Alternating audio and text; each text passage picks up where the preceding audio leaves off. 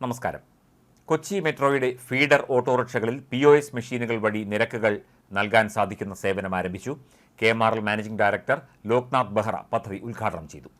Pathadipalam PWD rest ഹൌസിൽ നടന്ന ചടങ്ങിൽ KMRL അർബൻ ട്രാൻസ്പോർട്ട് വിഭാഗം additional general manager Gokul TG, Ernakulam ജില്ലാ auto drivers cooperative society president MB Shyamanthabhadran, secretary KK Ibrahimkutty, Simon Edappally, 1DI smart mobility CEO Nishanth Raveendran തുടങ്ങിയവർ പങ്കെടുത്തു.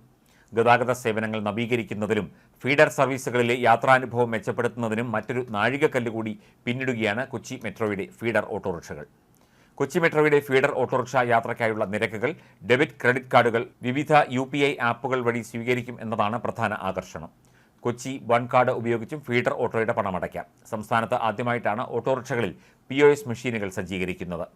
യാത്രയുടെ വിശദാംശങ്ങളും നിരക്ക് വിവരങ്ങളും അടങ്ങിയ ഡിജിറ്റൽ രസീതുകൾ ഫീഡർ ഓട്ടോ ഉപഭോക്താക്കൾക്ക് ലഭിക്കും. അതുവഴി നിരക്കിൽ ഉൾപ്പെടെ സുതാര്യത ഉറപ്പാക്കാൻ സാധിക്കും. ഫീഡർ ഓട്ടോകളിലെ പേയ്മെന്റ് 100% ഡിജിറ്റലാക്കുവാനും ഇത് ഉപകരിക്കും. എറണാകുളം ജില്ലാ auto drivers cooperative society, 1DI smart mobility എന്നിവരുടെ സഹകരണത്തോടെയാണ് പദ്ധതി നടപ്പിലാക്കുന്നത്.